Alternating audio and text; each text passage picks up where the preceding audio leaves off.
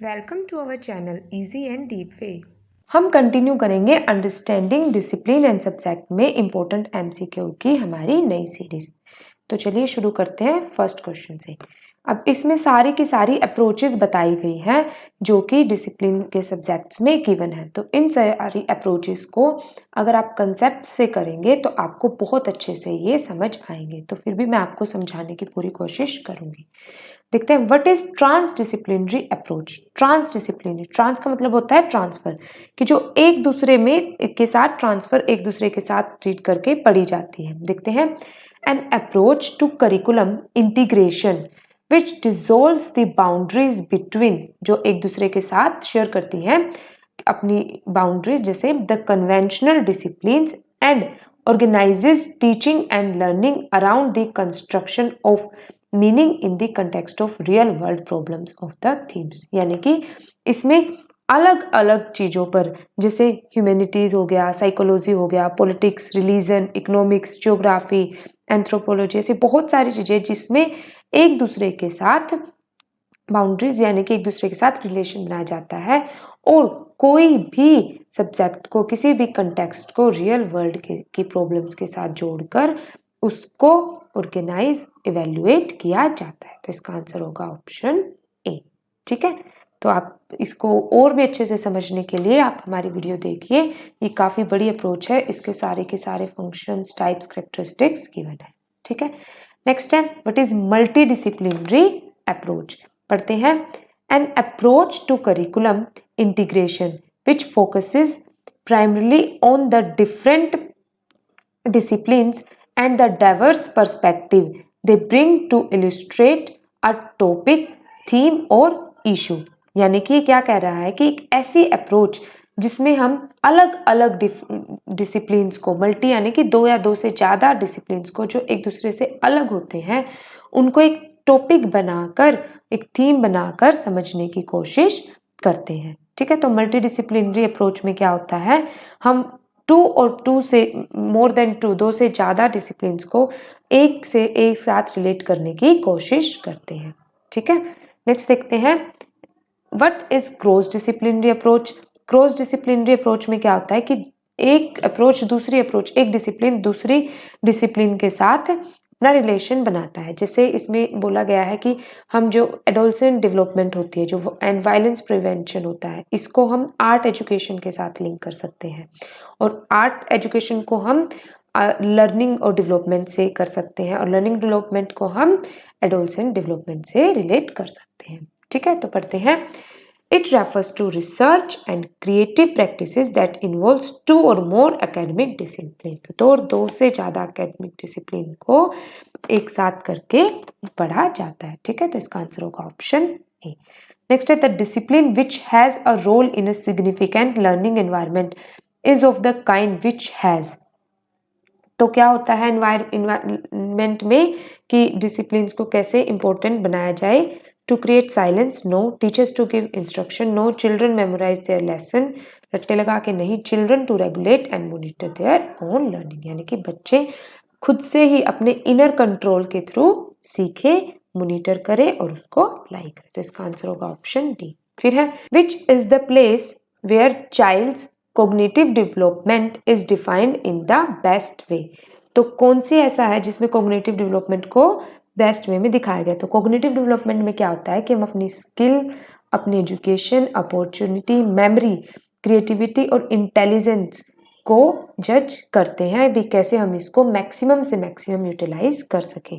ठीक है, तो इसमें क्या बताया गया, प्लेग्राउंड में बिल्कुल नहीं, ऑडिटोरियम में नहीं, होम में नहीं, स्कूल एंड क्लासरूम एनवायरनमेंट में हम इसको बेस्ट वे में जज कर सकते हैं। तो इसका आंसर है option D.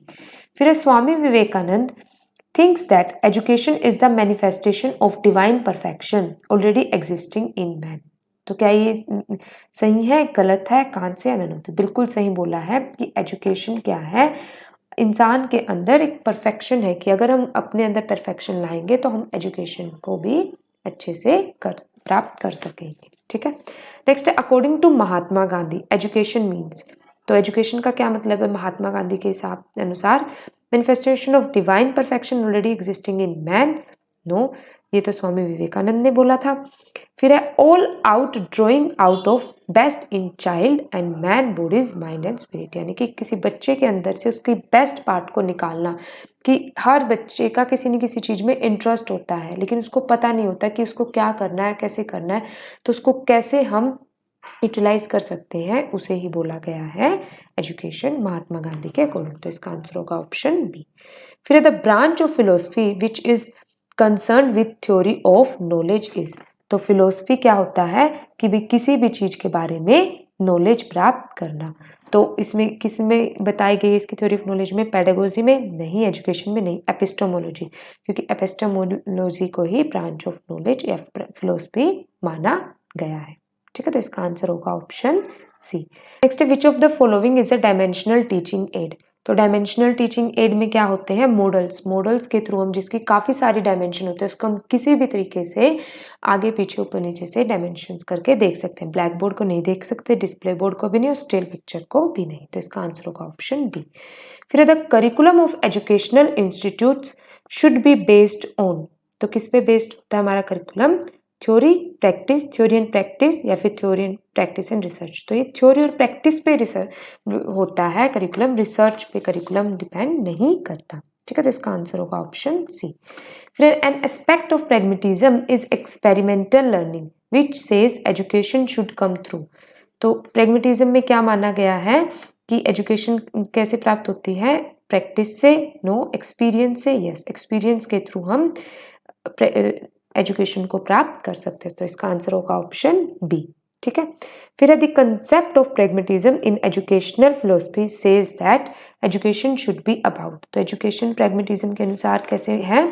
Virtue, obedience, life and growth या शेपिंग गुड सिटीजन। तो उसने लाइफ एंड ग्रोथ के थ्रू एजुकेशन को बेस्ट बताया है प्रैग्मेटिज्म में। ये जो थ्योरीज है, नेचुरलिज्म, प्रैग्मेटिज्म, रियलिज्म और आइडियलिज्म, ये तीन सब्जेक्ट्स में आपको कवर हो जाएंगी, तो आप ये क्वेश्चंस अच्छे से कर लीजिए।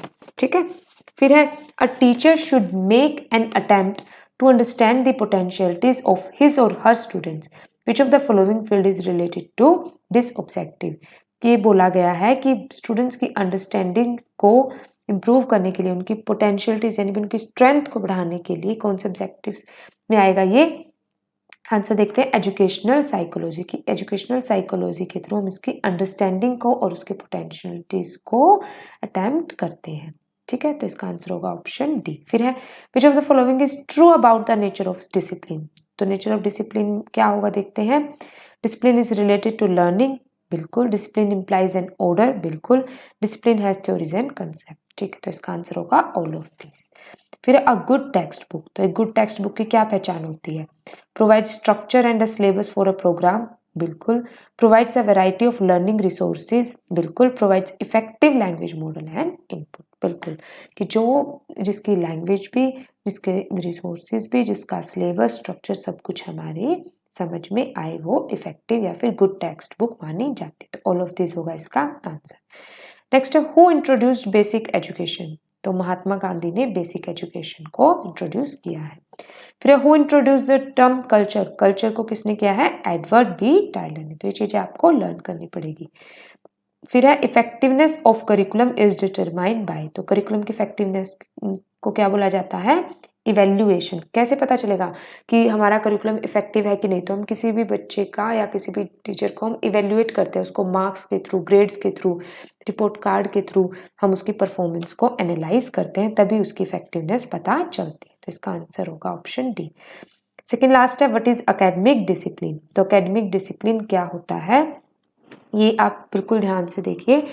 It is a branch of learning or scholarly investigation that provides a structure for the students, जिसमें एक प्रोग्राम ऑफ स्टडी होता है, specially in the graduate and post graduate level, यानी कि ये हायर लेवल पे ज़्यादा मिलता है, हायर एजुकेशंस के लिए बेनिफिशियल होता है, जिसमें एक स्ट्रक्चर होता है जिसको हम यूज़ करते हैं अपने प्रोग्राम ऑफ स्टडी के अंदर। फिर है यस ये होगा। Academic discipline is a field or branch of learning affiliated with an academic department of a university formulated for the advancement of research and scholarship. बिल्कुल ये अभी हमने पढ़ा था कि हायर लेवल पे इसको यूज़ किया जाता है, तो यूनिवर्सिटीज़ में होता है और रिसर्च और स्कॉलरशिप के लिए भी ये यूज़ होता है। फिर academic discipline is formulated for the professional training of researchers academics and specialists. बिल्कुल, क्योंकि एक ब्रांच ऑफ नॉलेज होती है जिसमें हम रिसर्चेस को करते हैं हायर एजुकेशन में, ठीक है। तो प्रोफेशनल्स इसको यूज करते हैं, तो इसका आंसर होगा ऑल ऑफ दिस, ठीक है। इस क्वेश्चन से आपको अगर इट इज अकेडमिक डिसिप्लिन अगर सब्जेक्टिव टाइप में भी आ जाता है तो आप इजीली 4 मार्क्स में इसको लिख सकते हैं। लास्ट है इसमें, which of the following is not a characteristics of academic discipline. देखते हैं, discipline having a particular body language and interpretation of gestures, no. Body language और जेस्चर्स को नहीं ट्रीट करते एकेडमिक में डिसिप्लिन में, बल्कि discipline having a particular object of research, बिल्कुल रिसर्च पे फोकस किया जाता है। थ्योरीज एंड कंसेप्ट्स पे फोकस किया जाता है और स्पेसिफिक टर्मिनोलॉजीज पे। तो कैरेक्टरिस्टिक कौन सी नहीं है, ए नहीं है, तो ऑप्शन ए होगा इसका, ठीक है। तो आई होप आपको ये सारे के सारे क्वेश्चन समझ आए होंगे। तो अगर आपको ये समझ आए हो तो इसे अपने फ्रेंड्स के साथ भी शेयर कीजिए ताकि सबका भला हो। और नेक्स्ट वीडियो की नोटिफिकेशन के लिए हमारे चैनल को सब्सक्राइब जरूर कीजिए। और अगर आप किसी भी क्वेश्चन में क्वेरी है, कोई डाउट है, तो आप उसे हमें डाउट कमेंट सेक्शन में जरूर बताइए। We will try to resolve your problem. Thank you for watching.